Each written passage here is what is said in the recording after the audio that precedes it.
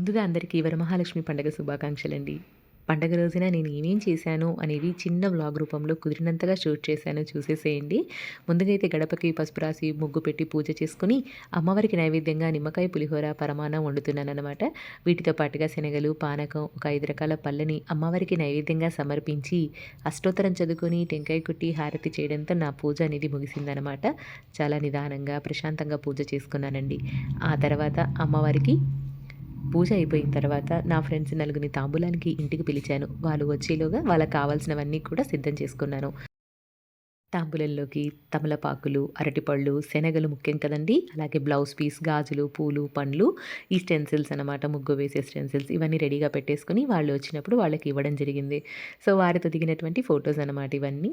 ఇలా పూజ అంతా చేసుకున్న తర్వాత ఆఫీస్ నుంచి మా వారు రాగానే వారికి అక్షింతలిచ్చి కాళ్ళకి నమస్కారం చేసుకోవడంతో నా పూజ అనేది ముగిసిందండి.